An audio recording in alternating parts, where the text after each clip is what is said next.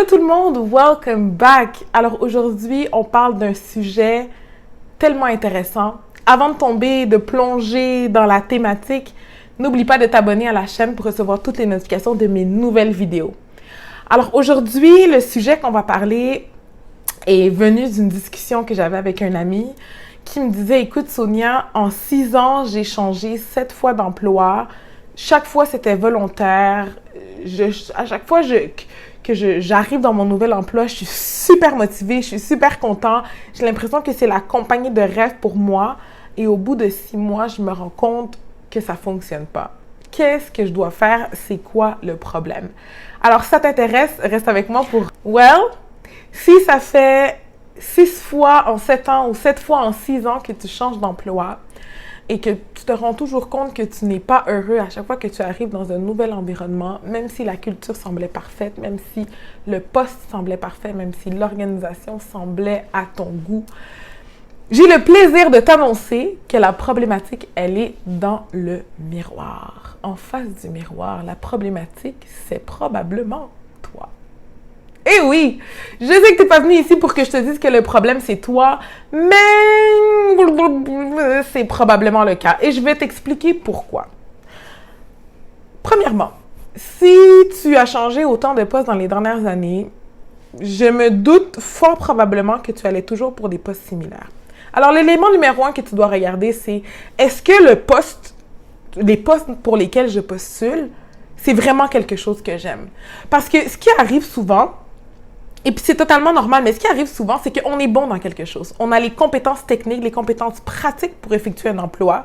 Cet emploi-là nous paie relativement bien, on est heureux, on est capable d'avoir un train de vie qui nous plaît, qui nous ressemble. Mais on arrive et ça ne nous motive pas, ça ne nous appelle pas, ça ne nous égaye pas. On n'a pas de lumière d'étoile dans les yeux le matin quand on se lève pour aller faire ces tâches-là. Une des premières raisons, c'est probablement ça. Et si c'est le cas, il y a des solutions pour ça.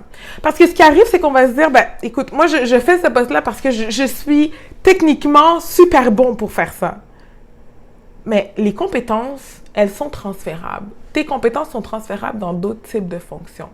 Alors, tu dois t'asseoir et te dire, OK, qu'est-ce qui m'appelle? Qu'est-ce qui vient me chercher? Qu'est-ce qui m'éveille? Qu'est-ce qui m'égaye? Qu'est-ce qui me met de la lumière, des étoiles, des étincelles dans les yeux? Qu'est-ce que j'aime faire? Je suis qui? Profond, right? Donc, c'est super important que vous posiez la question de qui vous êtes, qu'est-ce que vous recherchez, parce que sinon, vous y plairez probablement pas. C'est aussi possible que, pour certains types de fonctions, on finit toujours par se retrouver dans le même milieu d'entreprise, dans le même type d'organisation, des organisations qui ont la même culture.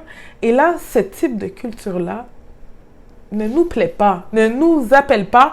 Et donc, on a beau faire toutes les entreprises agroalimentaires du monde, si quand on arrive dans un milieu de travail et que l'odeur de la nourriture nous donne mal au cœur, même si on est excellent dans ce qu'on fait, peu importe l'entreprise qu'on va faire, si on se retrouve toujours dans ce type de milieu-là, on va avoir un bon gestionnaire au début, on va être super content, thrilled, nice, perfect, I'm so happy.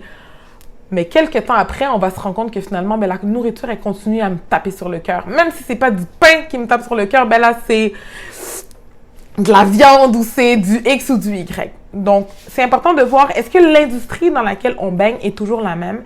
Et on finit par être pris dans ce nœud-là. On finit par être pris dans ce type d'industrie-là. On finit par être pris dans ce type d'organisation-là. Le troisième élément qui est important de prendre en ligne de compte, c'est qu'on peut être super bon pour un certain type de poste. Certaines compétences peuvent être transférées, mais peut-être que d'autres non, pas nécessairement, pour faire qu'est-ce qu'on aimerait. À ce moment-là, c'est sûr que des fois, on arrive, on a un train de vie qui est agréable, peut-être on a une famille, des enfants, peu importe. On se dit, je suis pas prêt à recommencer, je suis pas prêt à refaire.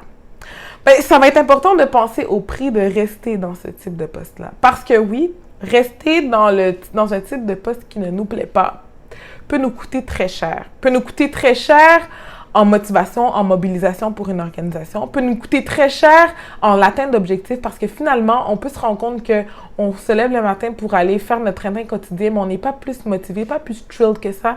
Et donc, on atteint plus ou moins nos objectifs. Puis ça peut nous coûter très cher pour notre santé mentale. Parce que oui, il faut le mettre de l'avant.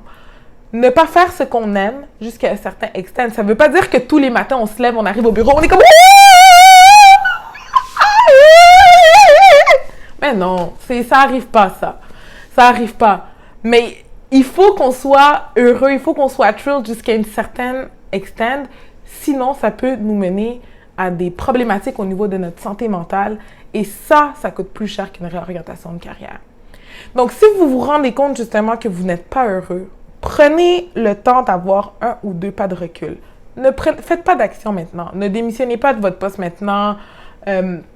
Partez pas nécessairement en vrille. Prenez simplement 2-3 pas de recul. Assoyez-vous. Analysez c'est quoi vos forces. Analysez c'est quoi vos zones de vigilance, vos faiblesses.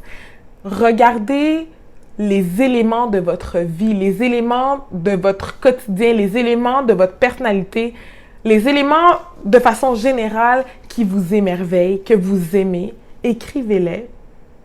Et regardez maintenant ce qui pourrait s'offrir à vous. Peut-être qu'il y a des positions où, comme je l'ai mentionné, les compétences vont être transférables, vous allez pouvoir appliquer pour ce type de poste-là, puis finalement, bingo. Peut-être que ça va passer par une réorientation de carrière. Peut-être, pour un nouveau poste, vous allez aller dans une nouvelle industrie, puis trouver votre bonheur à ce moment-là. Peut-être que ça va passer aussi par ne plus être un employé, devenir travailleur autonome, partir votre entreprise. Peut-être que ça va passer par le besoin de prendre du temps, le besoin de penser à vous, la nécessité de s'asseoir pendant un certain nombre de temps pour vraiment réfléchir. Ça va peut-être prendre l'une de ces 4 options-là. Mais ce qui est important, c'est qu'au bout de la ligne, au moment de faire votre prochain move, vous devez être profondément convaincu que c'est ça qui vous émerveille, que c'est ça qui vous égaye et que c'est ça que vous voulez réellement faire pour avoir du plaisir et pour éviter de continuer à faire le lapin d'une entreprise à une autre. Parce qu'au-delà de ne pas bien paraître sur un CV, ça c'est une chose, mais c'est vraiment plate pour soi. C'est vraiment dommage pour soi.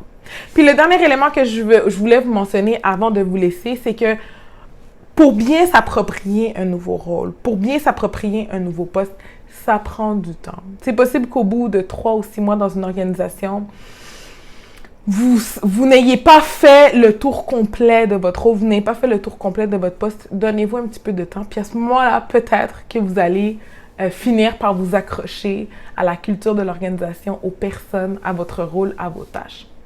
Alors, j'espère que ma petite vidéo vous a aidé, vous a égayé. Je vous souhaite bonne chance dans votre recherche d'emploi et dans votre recherche de soi. Et je vous vois dans ma prochaine vidéo. Bye bye!